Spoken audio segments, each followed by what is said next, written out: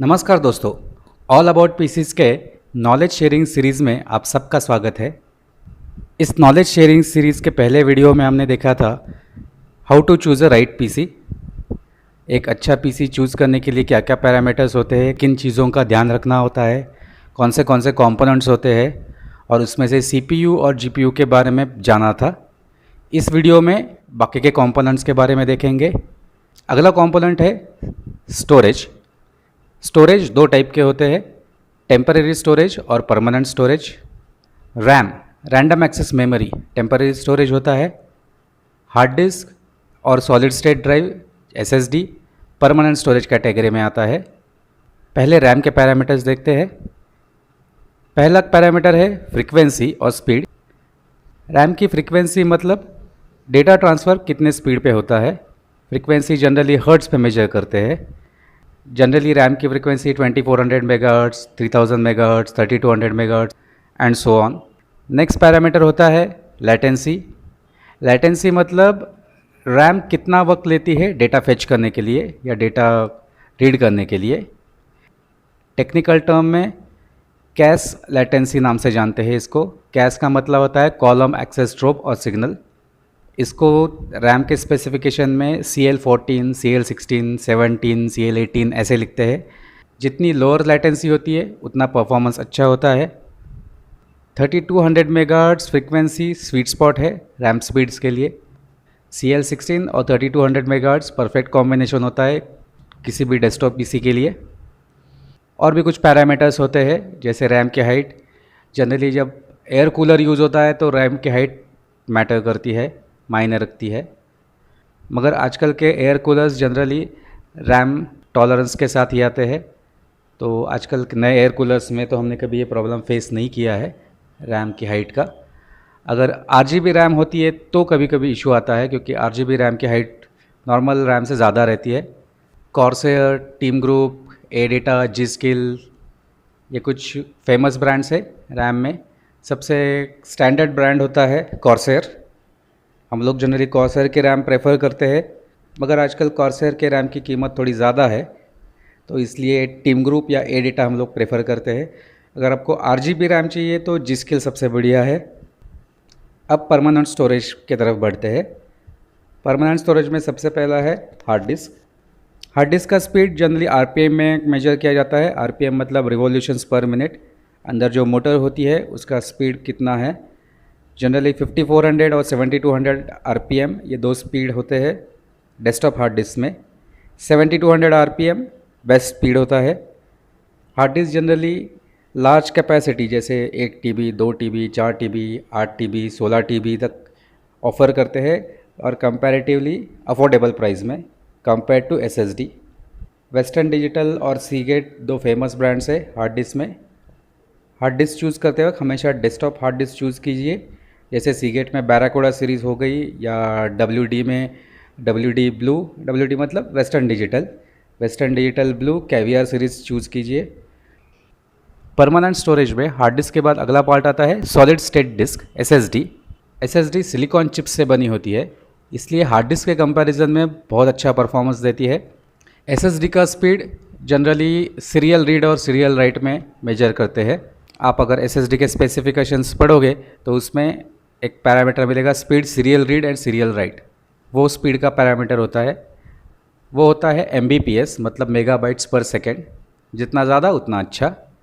अगला पैरामीटर होता है एंड्योरेंस मतलब SSD की लाइफ। उसके आगे एक नंबर लिखा होता है 150 TBW, 200 TBW, 300 TBW।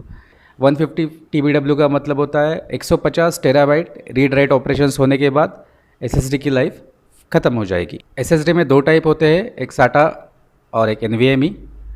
SATA SSD hard disk के जैसे ही SATA इंटरफेस यूज़ करती है। इसका स्पीड हार्ड डिस्क से लगभग 3 गुना ज़्यादा होता है। अगर आप SATA के SSD का स्पीड देखोगे तो 500 Mbps से ज़्यादा होता है जनरली। अगला टाइप है NVMe SSD। NVMe का मतलब होता है नॉन वोलेटाइल मेमोरी एक्सप्रेस। इसका स्पीड हार्ड डिस्क के कंपैरिजन में 6 गुना ज़्यादा होता है। आप कोई भी बजट SSD भी उठा के देख लो तो उसका रीड स्पीड होता है लगभग 2000 Mbps से ऊपर। Samsung, western Digital, Kingston, team group, crucial ये फेमस ब्रांड्स है। सैमसंग सबसे बढ़िया ब्रांड है क्योंकि इसका परफॉर्मेंस सबसे ज़्यादा होता है, मगर सैमसंग की प्राइस भी ज़्यादा होती है। Western Digital, Kingston, team group, crucial ये सारे बजट एसएसडीज़ है। इसकी प्राइस कंपेयर टू सैमसंग काफ़ी कम होती है, लगभग 20 या 25% कम होती है। और speed compare to price, speed अच्छा ऑफर करते हैं। हम जनरली वेस्टर्न डिजिटल, किंगस्टन या टीम ग्रुप की एसएसडी प्रेफर करते हैं क्योंकि प्राइस टू परफॉर्मेंस इन तीनों ब्रांड्स का बहुत अच्छा है। अगर आपका अच्छा बजट है तो आप सैमसंग की एसएसडी ले लो। अगर आपके पास प्रोफेशनल गेमिंग पीसी है या रेंडरिंग पीसी, मशीन लर्निंग या डीप लर्निंग का पीसी है, या फिर ऐसी कोई एप्लीकेशन है जिसमें हेवी रीड राइट ऑपरेशंस होते हैं, तब एसएसडी आपके लिए बहुत यूज़फुल होती है। अगर हो सके तो एसएसडी को ऑपरेटिंग सिस्टम डिस्क करके कभी यूज़ मत कीजिएगा। SSD as a OS disk use करने से एसएसडी की लाइफ ओवरऑल 10 से 20% से कम हो जाती है। हम हार्ड डिस्क को ओएस के लिए प्रेफर करते हैं as well as for data backups, और एसएसडीज़ को software installation, project data, scratch disk, crash disk इसके लिए प्रेफर करते हैं। अब अगले कंपोनेंट्स की तरफ चलते हैं। अगला कंपोनेंट है मदरबोर्ड। मदरबोर्ड अपने नर्वस सिस्टम जैसा होता है जो सारे कंपोनेंट्स को एक दूसरे से कनेक्ट करता है, जैसे सीपीयू हो गया, स्टोरेज हो गया, आईओ डिवाइसेस हो गए, इलेक्ट्रिकल पाथ्स के थ्रू कनेक्ट करता है, पोर्ट्स के थ्रू इंटरनल एक्सटर्नल कनेक्टिविटी मिलती है। मदरबोर्ड के मेजर परफॉर्मेंस एस्पेक्ट होते हैं processor support, memory support, VRM, storage support, cooling system support और पीसीआई स्लॉट्स। एक एक करके अभी देखते हैं। Processor support. हर मदरबोर्ड किसी स्पेसिफिक प्रोसेसर मॉडल्स के लिए डिज़ाइन किया होता है। फॉर एग्जांपल B560 सीरीज़ ले लो इंटेल की, वो इंटेल 10 जनरेशन, 11 जनरेशन को सपोर्ट करता है। वो 12 जनरेशन सपोर्ट नहीं करता और पुरानी 9 जनरेशन के नीचे भी सपोर्ट नहीं करता है। तो मदरबोर्ड सिलेक्ट करते वक्त आपको ये देखना है कि आप जो भी प्रोसेसर सिलेक्शन करने वाले हो वो प्रोसेसर मदरबोर्ड पे सपोर्टेड है। इंटेल जनरली 2 जनरेशन के बाद सीपीयू सॉकेट चेंज करता है, इसलिए इंटेल में फ्यूचर अपग्रेडेबिलिटी के ऑप्शंस बहुत कम होते हैं, जबकि AMD 5 इयर्स कमिटमेंट होती है। हर 5 साल बाद उनका सॉकेट चेंज होता है। जैसे अभी तक AM4 सॉकेट यूज़ हो रहा था, अभी Ryzen 7000 सीरीज से AM5 सॉकेट आने वाला है। तो मदरबोर्ड सिलेक्ट करते वक्त बहुत ध्यान से सिलेक्ट करना होता है कि हमको कौन सा प्रोसेसर यूज़ करना है, कौन से प्रोसेसर सपोर्टेड है, उस हिसाब से मदरबोर्ड सिलेक्ट कीजिए। अगला पैरामीटर है memory support. Memory support 2 section में डिवाइड होता है, मेमोरी स्पीड और memory size. Generally memory speed motherboard और सीपीयू ये दोनों पे डिपेंड होती है। पहले देखना होता है कि प्रोसेसर कितना स्पीड सपोर्ट करता है और ओवरक्लॉकिंग सपोर्ट करता है क्या। अगर मैं प्रोसेसर में ये दोनों सपोर्ट है तो हमको मदरबोर्ड सिलेक्ट करते वक्त उस हिसाब से मदरबोर्ड सिलेक्ट करनी है। एक एग्जांपल देखते हैं, Intel i5 10400F। Intel i5 10400F 2666 megahertz तक रैम सपोर्ट है, इसलिए हमको रैम और मदरबोर्ड उस हिसाब से लेना है जिसमें ये दोनों स्पीड का सपोर्ट है। दूसरा एग्जांपल देखते हैं AMD CPU का। अगर हमारे पास Ryzen 7 5800X CPU है तो ये CPU बाय डिफ़ॉल्ट 3200 मेगाहर्ट्ज़ की रैम सपोर्ट करता है और ओवरक्लॉकिंग मोड सपोर्ट होने की वजह से ये इससे ज़्यादा स्पीड की भी रैम सपोर्ट करता है। सो इस सिचुएशन में हमको मदरबोर्ड ऐसा सिलेक्ट करना है जिसमें 3200 मेगाहर्ट्ज़ और अबव रैम स्पीड का सपोर्ट हो। मेमोरी सपोर्ट में अगला पैरामीटर है memory size. Entry level motherboard generally 32 GB या 64 GB रैम सपोर्ट देता है और जनरली 2 या 4 स्लॉट्स होते हैं। हायर एंड के मदरबोर्ड में 128 GB रैम सपोर्ट होता है और 4 स्लॉट्स होते हैं। अब आपकी रिक्वायरमेंट और बजट के हिसाब से आप मदरबोर्ड का मॉडल सेलेक्ट कर सकते हो। अगर बजट कम है तो बजट मदरबोर्ड ले सकते हो जिसमें 32 या 64 GB रैम सपोर्ट है 2 मेमोरी स्लॉट के साथ। अगर अच्छा बजट है तो हाई एंड मदरबोर्ड ले सकते हो जिसमें 128 GB रैम सपोर्ट आता है 4 स्लॉट्स के साथ। अगला पैरामीटर है VRM। VRM मतलब वोल्टेज रेगुलेटर मॉडल। VRM का काम होता है मदरबोर्ड पे जितने भी कंपोनेंट्स है, जैसे CPU है, रैम है, चिपसेट है, अलग अलग IO कंपोनेंट्स है, उन सबको स्टेबल पावर सप्लाई करना। इसलिए VRM की क्वालिटी अच्छी होना बहुत ज़रूरी है। एंट्री लेवल मदरबोर्ड पे 6 फेज़ VRM रहता है और अगर अच्छे मदरबोर्ड लेते हैं हाई एंड के तो उसमें 8 फेज़ या उससे भी ज़्यादा फेजेस रहते हैं। जितने ज़्यादा फेजेस रहेंगे उतनी स्टेबल और प्योर पावर मिलती है हमारे कंपोनेंट्स को। हमको ये भी ध्यान रखना है VRM सिलेक्ट करते वक्त कि VRM के ऊपर अच्छे क्वालिटी की हीट सिंक लगी है, क्योंकि PC यूज़ के वक्त प्रोसेसर के साथ साथ VRM भी काफ़ी हीट होता है, तो इसलिए उसको अच्छी हीट सिंक की ज़रूरत पड़ती है।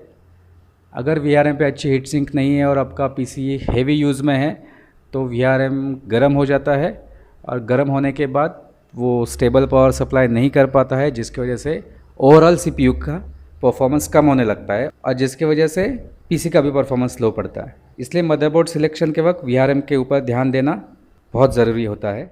अगला पैरामीटर है स्टोरेज सपोर्ट। मदरबोर्ड पे SATA और M.2 NVMe पोर्ट्स के अलग अलग कॉम्बिनेशन आते हैं, जैसे 4 SATA पोर्ट और एक M.2 पोर्ट, 6 SATA पोर्ट और 2 NVMe पोर्ट। हमारे ज़रूरत के हिसाब से हम लोगों को मदरबोर्ड सिलेक्ट करना होता है। नॉर्मल डेस्कटॉप में हमारे स्टोरेज सिलेक्शन के हिसाब से या तो एक SATA पोर्ट लगता है हार्ड डिस्क या SSD के लिए, या फिर एक M.2 NVMe पोर्ट लगता है SSD के लिए। अगर हमारी रिक्वायरमेंट ज़्यादा स्टोरेज की है, जैसे हम लोग मल्टीपल हार्ड डिस्क लगाने वाले हैं या मल्टीपल M.2 NVMe या मल्टीपल SATA SSDs लगाने वाले हैं, तो ऐसा मदरबोर्ड सिलेक्ट करना है जिसके ऊपर सफिशिएंट पोर्ट्स हो। अगर हम लोग मल्टीपल SATA या NVMe GPU के साथ यूज़ करने वाले हैं तो मदरबोर्ड का मैनुअल रेफ़र कीजिए कॉम्पैटिबिलिटी और परफॉर्मेंस के लिए, क्योंकि जैसे हम लोग मल्टीपल SATA और NVMe चूज़ करते हैं GPU के साथ, तो PCI बस शेयरिंग की वजह से परफॉर्मेंस में स्लाइटली डिग्रेडेशन आता है, या फिर कई बार ऐसे होता है कि कुछ ports motherboard by default disable कर देता है। इसलिए मदरबोर्ड का मैनुअल रेफ़र करें कॉम्पैटिबिलिटी और परफॉर्मेंस के लिए। अगला पैरामीटर है कूलिंग मैकेनिज़्म सपोर्ट। हर PC में कूलिंग की ज़रूरत होती है। CPU को हम CPU कूलर यूज़ करके या तो एयर कूलर या लिक्विड AIO कूलर यूज़ करके ठंडा करते हैं। कैबिनेट के अंदर की हीट बाहर निकालने के लिए कैबिनेट में फ़ैन्स लगे होते हैं। तो ये रिक्वायरमेंट मैनेज करने के लिए हमको ऐसा मदरबोर्ड सिलेक्ट करना है जिसके ऊपर CPU fan, system fan, water pump के सफिशिएंट हेडर्स है। हेडर्स मतलब कनेक्टर्स। अगर हम CPU cooler air cooler category में सिलेक्ट कर रहे हैं तो एयर कूलर को जितने फ़ैन्स है उतने CPU फ़ैन हेडर्स मतलब CPU फ़ैन कनेक्टर्स मदरबोर्ड पे होने चाहिए। अगर हम 3 या 3 से ज़्यादा फ़ैन वाला कैबिनेट सिलेक्ट कर रहे हैं तो उसके लिए मदरबोर्ड ऐसा होना चाहिए जिसके ऊपर जितने फ़ैन हैं उतने सिस्टम फ़ैन कनेक्टर्स या चैसिस फ़ैन कनेक्टर्स होने चाहिए। हायर एंड कैबिनेट्स में फ़ैन स्प्लिटर आता है, जिसकी वजह से मल्टीपल फ़ैन्स को हम लोग स्प्लिटर को कनेक्ट करके स्प्लिटर को मदरबोर्ड पर कनेक्ट कर सकते हैं। लोअर एंड कैबिनेट है तो इसमें ये फैसिलिटी नहीं होती है, इसलिए ऐसा मदरबोर्ड सिलेक्ट करना है जिसमें सफिशिएंट सिस्टम फ़ैन हेडर्स और CPU फ़ैन हेडर्स है। अगर हम AIO कूलर चूज़ करते हैं तो मदरबोर्ड पे वाटर पंप हेडर मतलब वाटर पंप कनेक्टर होना ज़रूरी है, और लिक्विड कूलर के जो फ़ैन्स है वो डेज़ी चेन कनेक्शन नहीं है, तो जितने फ़ैन्स है उतने सिस्टम फ़ैन कनेक्टर्स होना भी बहुत ज़रूरी है। अगला पैरामीटर है PCI स्लॉट्स। जनरली मदरबोर्ड पे एक फुल लेंथ स्लॉट होता है जिसको X16 स्लॉट कहते हैं, जो हम लोग जनरली GPU के लिए मतलब ग्राफिक्स कार्ड के लिए यूज़ करते हैं। अब मदरबोर्ड के मॉडल के हिसाब से बाकी के स्लॉट कभी X8 हाफ लेंथ स्लॉट होते हैं, मतलब X1 X4 के स्लॉट्स होते हैं जो छोटे स्लॉट्स होते हैं, जो साउंड कार्ड या वाईफाई कार्ड के लिए यूज़ होते हैं। तो आप पहले ये डिसाइड कर लीजिए कि आपके PC में कितने एडिशनल कार्ड्स लगने वाले हैं। जनरली नॉर्मल डेस्कटॉप में या गेमिंग डेस्कटॉप में एक ही कार्ड आता है, ग्राफिक्स कार्ड। एडिशनल स्लॉट की बहुत रेयर ही ज़रूरत पड़ती है, मगर फिर भी आप अपनी रिक्वायरमेंट प्रॉपरली देख लीजिए और अपनी रिक्वायरमेंट के हिसाब से मदरबोर्ड चूज़ कीजिए जिस पे सफिशिएंट PCI स्लॉट्स हो। PCI स्लॉट्स का प्रॉब्लम मेनली तब आता है जब हम मल्टीपल GPU सेटअप करने वाले होते हैं। उस वक्त हमको ऐसा मदरबोर्ड सिलेक्ट करना पड़ता है जिस पे मिनिमम 2 X16 स्लॉट है, मतलब फुल लेंथ स्लॉट है, और उन दो PCI स्लॉट के बीच में जो गैप है वो इतनी होनी चाहिए जहाँ पे ये दोनों GPUs फिज़िकली प्रॉपरली बैठ सके। आजकल के जो GPUs आते हैं वो 3 स्लॉट GPUs होते हैं, तो बहुत कम मदरबोर्ड के मॉडल से जिसमें 3 स्लॉट का डिफरेंस होता है, तो उस वक्त में बहुत केयरफुली मॉडल सेलेक्ट करना पड़ता है। तो ये बेसिक पैरामीटर्स है मदरबोर्ड के जो परफॉर्मेंस अफेक्ट करते हैं, और बहुत सारे कंपोनेंट्स होते हैं मगर उनका परफॉर्मेंस पे बहुत ज़्यादा इम्पैक्ट नहीं होता, इसलिए हम लोगों ने इस वीडियो में वो कवर नहीं किए हैं। asus, MSI, ASRock, गीगाबाइट के मदरबोर्ड्स मार्केट में मिलते हैं। हम लोग MSI, asus और ASRock के मदरबोर्ड्स प्रेफर करते हैं। अगर आपका अच्छा बजट है और एस्थेटिक्स वाइज अच्छा मदरबोर्ड चाहिए तो asus के मदरबोर्ड्स एस्थेटिक वाइज अच्छे होते हैं। अगर आपको फीचर पैक्ड मदरबोर्ड चाहिए और वो भी बजट कॉस्ट में तो ASRock और MSI के मदरबोर्ड्स परफेक्ट है। अगला कंपोनेंट है पावर सप्लाई। पावर सप्लाई का मेन पर्पस होता है हमारे पीसी में जितने भी कंपोनेंट्स है उन सबको स्टेबल पावर सप्लाई करना, जैसे मदरबोर्ड है, जीपीयू है, स्टोरेज है, कूलिंग मैकेनिज्म है। पावर सप्लाई के मेन एस्पेक्ट्स है वोल्टेज, 80+ सर्टिफिकेशन और मॉड्यूलरिटी। पहला पैरामीटर है वोल्टेज। ये जानना बहुत ज़रूरी है कि हमारे पीसी को कितने पावर की रिक्वायरमेंट है। पीसी का वोल्टेज कैलकुलेट करने के लिए एक वेबसाइट है outervision.com, जिसका लिंक हमने डिस्क्रिप्शन में दिया है। उस वेबसाइट पे जाके आप अपने पार्ट्स के डिटेल डालिए और आपको पता चल जाएगा कि आपका पीसी कितनी पावर कंज्यूम करेगा। बफर के लिए उसमें 50 वॉट्स ऐड करके जो भी वैल्यू आएगी उस वोल्टेज का पावर सप्लाई आपको लेना है। अगला पैरामीटर है 80+ सर्टिफिकेशन। 80+ सर्टिफिकेशन ये वैलिडेट करता है कि आपका पावर सप्लाई मिनिमम 80% एफिशिएंसी पे काम कर रहा है। इसके वजह से आपकी इलेक्ट्रिसिटी की काफ़ी बचत होती है, इलेक्ट्रिसिटी का बिल कम होता है और पावर सप्लाई की क्वालिटी अच्छी होने की वजह से पावर सप्लाई की लाइफ अच्छी होती है, आपके पीसी के कंपोनेंट्स की भी लाइफ अच्छी होती है। इसी के ऊपर हमने एक वीडियो बनाया है जिसकी लिंक हमने डिस्क्रिप्शन में दी है। अगला पैरामीटर है मॉड्यूलरिटी। मॉड्यूलरिटी मतलब अपने पावर सप्लाई को उतने ही केबल्स कनेक्ट करने पड़ते हैं जितनी हमारे पीसी के कंपोनेंट्स को ज़रूरत है। जैसे हमारे पावर सप्लाई में 24 पिन मदरबोर्ड का केबल होता है, 8 पिन सीपीयू का पावर कनेक्टर होता है, साटा के कनेक्टर्स होते हैं, मॉलेक्स कनेक्टर होते हैं, जीपीयू के कनेक्टर्स होते हैं। इतने सारे केबल्स होने की वजह से केबल मैनेजमेंट करना बहुत मुश्किल होता है। इसलिए मॉड्यूलर पावर सप्लाई में उतने ही केबल्स कनेक्ट करने की ज़रूरत पड़ती है जितने केबल्स की हमको एक्चुअल में ज़रूरत है। मॉड्यूलरिटी का एडवांटेज ये है कि केबल मैनेजमेंट बहुत आसान होता है, केबलिंग की मेस क्रिएट नहीं होती है जो नॉन मॉड्यूलर पावर सप्लाई में होती है। मगर मॉड्यूलर पावर सप्लाई कॉस्टली भी होते हैं, इसलिए अगर आपका बजट अच्छा है तो आप मॉड्यूलर पावर सप्लाई ले सकते हैं, वरना नॉन मॉड्यूलर पावर सप्लाई भी अच्छे होते हैं क्वालिटी वाइज, आप नॉन मॉड्यूलर पावर सप्लाई भी ले सकते हैं। Cooler Master, Corsair power supply में बहुत अच्छे ब्रांड्स है।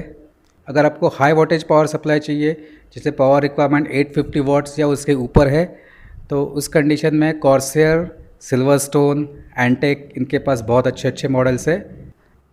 अगला कंपोनेंट है कूलिंग मैकेनिज्म। कूलिंग मैकेनिज्म का मेन पर्पस होता है सीपीयू में जो हीट जनरेट हुई है उसको निकाल के सीपीयू को ठंडा रखना, जिसकी वजह से सीपीयू का परफॉर्मेंस अच्छा रहे। कूलिंग मैकेनिज्म या जिसको सीपीयू कूलर कहते हैं, दो टाइप के होते हैं। एक होता है एयर कूलर और दूसरा होता है एआईओ कूलर, जिसको लिक्विड कूलर भी कहते हैं, ऑल इन वन कूलर, इसलिए एआईओ कूलर। पहले एयर कूलर देखते हैं। एयर कूलर में हीट सिंक होती है जो सीपीयू के ऊपर लगती है। सीपीयू से जो हीट जनरेट होती है वो हीट पाइप के ज़रिए हीट सिंक में स्प्रेड होती है। हीट सिंक के ऊपर फ़ैन इंस्टॉल किए होते हैं जो हवा के ज़रिए हीट सिंक को ठंडा कर देते हैं। यहाँ पे हीट डिसिपेशन का प्राइमरी सोर्स होता है एयर, इसलिए इसको एयर कूलर कहते हैं। स्टॉक कूलर जो आते हैं सीपीयू के साथ वो हमेशा एयर कूलर होते हैं। या सीपीयू यूसेज कंटिन्यूसली 80% के ऊपर हो लंबे टाइम तक, उस वक्त स्टॉक कूलर सफिशिएंट नहीं होता है। उस वक्त हमको एडिशनल कूलिंग की ज़रूरत पड़ती है। 4 पाइप 6 पाइप एयर कूलर्स आते हैं जो स्टॉक कूलर से ज़्यादा इफ़ेक्टिव होते हैं बजट प्राइस में। इन कूलर्स की heat sink compare to stock cooler बड़ी होती है। 120 mm या 140 mm के हाई प्रेशर फ़ैन लगे होते हैं जिसकी वजह से कूलिंग इफ़ेक्टिवली हो जाती है। Cooler Master, Corsair, Deep Cool, Noctua, Thermaltake, काफ़ी सारे ब्रांड्स हैं जिनके एयर कूलर्स आते हैं। हम लोग जनरली डीप कूल का गैमैक्स 400 प्रो बजट एयर कूलर में यूज़ करते हैं। अगर अच्छा बजट है तो नॉक्टुआ के एयर कूलर्स यूज़ करते हैं, क्योंकि नॉक्टुआ के air coolers best air coolers में माने जाते हैं। अभी आपके बजट के हिसाब से और रिक्वायरमेंट के हिसाब से आप चूज़ कर सकते हो। अब लिक्विड कूलर के बारे में जानते हैं। लिक्विड कूलर में लिक्विड यूज़ किया जाता है सीपीयू में जो हीट जनरेट हुई है उसको निकालने के लिए। लिक्विड कूलर हमारे कार के कूलिंग मैकेनिज़्म की तरह होता है। कार में हम लोग कूलेंट यूज़ करते हैं या पानी यूज़ करते हैं जो इंजन में से हीट निकाल के रेडिएटर में आता है और रेडिएटर में फ़ैन लगा होता है जिसकी वजह से वो हीट निकल जाती है। सेम मॉडल लिक्विड कूलर में यूज़ किया जाता है। सीपीयू में जो भी हीट जनरेट हुई है वो लिक्विड के ज़रिए रेडिएटर में आती है। रेडिएटर पे फ़ैन लगे होते हैं और ये फ़ैन हीट डिसिपेट कर देते हैं। लिक्विड कूलर में अलग अलग वेरिएंट्स आते हैं जैसे 120 mm, 240 mm, 360 mm and so on. Cooler Master, Corsair, Deep Cool, SilverStone, Thermaltake, Fractal Design, NZXT, MSI, ASUS, बहुत सारे ब्रांड्स हैं जो लिक्विड कूलर्स बनाते हैं। Cooler master, deep Cool, Silverstone budget air coolers बनाते हैं। कॉर्सर, फ्रैक्टल डिज़ाइन, NZXT ये best air coolers बनाते हैं। कूलर चूज़ करते वक्त आपको ये देखना है कि आपके CPU का थर्मल परफॉर्मेंस कैसे है, मतलब उस पर लोड कितना है। अगर आपके CPU पे बहुत ज़्यादा लोड नहीं है, नॉर्मल लोड है, तो स्टॉक कूलर से काम चल जाता है। अगर आपके CPU पे मॉडरेट लोड है, उस कंडीशन में कोई भी अच्छा एयर कूलर या 240 mm AIO कूलर आप यूज़ कर सकते हो। अगर आपका CPU Ryzen 7, Intel i7 या उससे बेटर मॉडल का है तो फिर आपको मिनिमम 360 mm कूलर की ज़रूरत पड़ेगी, क्योंकि ये CPUs बहुत हीट जनरेट करते हैं और जिसको डिसिपेट करने के लिए 240 mm कूलर या फिर एयर कूलर इतना इफ़ेक्टिव नहीं होते हैं, जिसकी वजह से थर्मल थ्रॉटलिंग होती है। इसलिए हम लोग जनरली सजेस्ट करते हैं 360 mm कूलर। इसलिए पहले जानिए आपके CPU का लोड कितना है, फिर आपका बजट देखिए और इस हिसाब से कूलर चूज़ कीजिए। अगला कंपोनेंट है कैबिनेट। कैबिनेट में 4 पैरामीटर्स है जिसके ऊपर आपको ध्यान देना है: fans, clearances, radiator support and cable management. सबसे पहले फैंस के बारे में देखते हैं। हर कैबिनेट मिनिमम एक फ़ैन के साथ आता है। 120 mm फ़ैन एग्जॉस्ट के लिए लगा होता है। कुछ कैबिनेट्स 2 फ़ैन के साथ आते हैं, एक एयर इनलेट के लिए, एक एयर एग्जॉस्ट के लिए। कुछ कैबिनेट 4 फैंस के साथ आते हैं, 3 फ़ैन एयर इनटेक के लिए, एक फ़ैन एग्जॉस्ट के लिए, और इनका साइज़ वैरी होते रहता है 120 mm, 140 mm, 200 mm depending on model. आपके कंप्यूटर के लोड के हिसाब से, मतलब हीट जनरेशन के हिसाब से आपको कैबिनेट सिलेक्ट करना है। नॉर्मल डेस्कटॉप के लिए सिंगल फ़ैन फॉर एग्जॉस्ट काफ़ी होता है। मॉडरेट लोड है उस वक्त आपके पास कम से कम एक फ़ैन एयर इनटेक के लिए और एक फ़ैन एयर एग्जॉस्ट के लिए होना चाहिए। अगर आपके पीसी में बहुत हीट जनरेशन है, in that case minimum 3 fan for air intake and minimum 1 fan for air exhaust होना चाहिए। अगला पैरामीटर है क्लियरेंसेस। क्लियरेंस का मतलब होता है उस पर्टिकुलर कंपोनेंट के लिए कितनी स्पेस अवेलेबल है। क्लियरेंस में 3 कंपोनेंट्स होते हैं: CPU, GPU और पावर सप्लाई। पहला कंपोनेंट है CPU। CPU क्लियरेंस का मतलब होता है वो पर्टिकुलर कैबिनेट कितने हाइट का एयर कूलर सपोर्ट करेगा। इसलिए अगर आप एयर कूलर सेलेक्ट कर रहे हो, एयर कूलर की हाइट विथ फैंस देखिए, उसमें 5 mm ऐड कीजिए और उतनी CPU क्लियरेंस उस कैबिनेट में होनी चाहिए। नेक्स्ट कंपोनेंट है GPU। GPU क्लियरेंस मतलब हर GPU की लेंथ अलग अलग होती है। जैसे 1650, 1660 के GPUs देखेंगे तो वो छोटे साइज़ के होते हैं जिनकी लेंथ कम होती है। वहीं अगर आप 2080 Ti, 3080 या 3090 के GPUs देखेंगे वो काफ़ी बड़े होते हैं। तो आपको ये देखना है कि आप जो भी GPU सिलेक्ट कर रहे हो वो फिज़िकली आपके कैबिनेट में प्रॉपरली बैठेगा कि नहीं। इसलिए आपको कैबिनेट सिलेक्ट करते वक्त पहले GPU की डायमेंशन देखनी है, स्पेशली लेंथ, और आपके कैबिनेट के GPU क्लियरेंस में देखना है कि उतना लेंथ सपोर्टेड है क्या। नेक्स्ट कंपोनेंट है पावर सप्लाई। जनरली सारे पावर सप्लाई ATX स्टैंडर्ड के होते हैं, इसलिए कैबिनेट में आराम से बैठ जाते हैं। जब आपको high and power supply use करने हैं जिनकी जो ATX स्टैंडर्ड के नहीं हैं, उस वक्त आपको देखना है कि आपके कैबिनेट में उसकी कॉम्पैटिबिलिटी है क्या। उसका पैरामीटर होता है PSU क्लियरेंस। तो आपके PSU की साइज़ आपको देखनी है आपके कैबिनेट के साथ कॉम्पैटिबल है क्या। अगला पैरामीटर है रेडिएटर सपोर्ट। हर कैबिनेट के मैनुअल में लिखा रहता है कि उस कैबिनेट में कौन से रेडिएटर कौन से लोकेशन पे सपोर्टेड है। फ्रंट में कौन से रेडिएटर सपोर्टेड है, टॉप में कौन से रेडिएटर सपोर्टेड है, रियर में कौन सा रेडिएटर सपोर्टेड है। ये सारी जानकारी कैबिनेट के मैनुअल में लिखी रहती है या कैबिनेट के स्पेसिफिकेशंस पे मिल जाती है। तो जब भी कैबिनेट सिलेक्ट करते हैं तो हमको देखना होता है कि हमने जो लिक्विड कूलर सिलेक्ट किया है 120 mm, 240 mm, 360 mm, उसकी कॉम्पैटिबिलिटी या उसका सपोर्ट हमारे कैबिनेट में है कि नहीं। हमारी जानकारी के और एक्सपीरियंस के हिसाब से कैबिनेट में रेडिएटर लगाने का बेस्ट लोकेशन होता है कैबिनेट का टॉप साइड।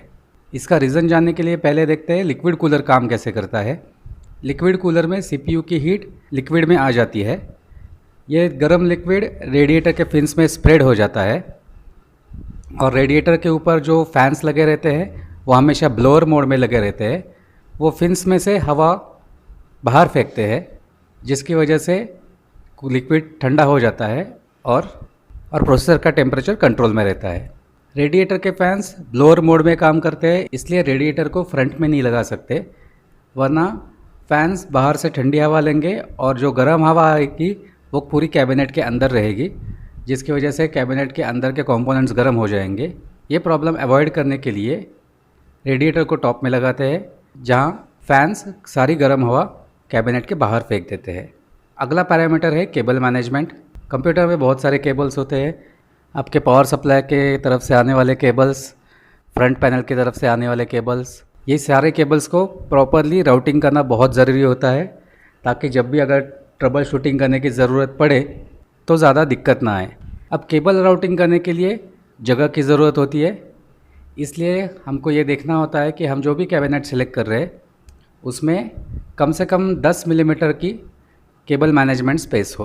कैबिनेट के स्पेसिफिकेशंस में देखोगे तो ये पैरामीटर मेंशन किया रहता है, केबल मैनेजमेंट स्पेस वो कम से कम 10 मिलीमीटर होनी चाहिए, ताकि ठीक से केबल मैनेजमेंट हो जाए, केबल राउटिंग हो जाए। इसकी वजह से ट्रबल शूटिंग में भी ज़्यादा दिक्कत नहीं आती है और दिखने में भी अच्छा दिखता है। तो ये हो गया सारे कंपोनेंट्स के बारे में। तो पिछले वीडियो में और इस वीडियो में हमने देखा कि अच्छा पीसी चूज़ करने के लिए, सिलेक्ट करने के लिए कौन सी बातों का ध्यान रखना ज़रूरी होता है, पीसी में कंपोनेंट्स कौन से होते हैं और उनके कौन से पैरामीटर्स है जो परफॉर्मेंस को अफेक्ट करते हैं, उनके डिटेल्स हमने देखे। अगर आपको कोई डाउट हो तो आप हमें कांटेक्ट कर सकते हैं। हमारे कांटेक्ट डिटेल्स इस वीडियो के एंड में हमने दिए हैं। हमारा ईमेल एड्रेस, हमारा कांटेक्ट नंबर, हमारा वेबसाइट एड्रेस, तीनों हमने शेयर किया है। हमारे चैनल पे आके वीडियो देखने के लिए बहुत बहुत शुक्रिया। Thank you and God bless you.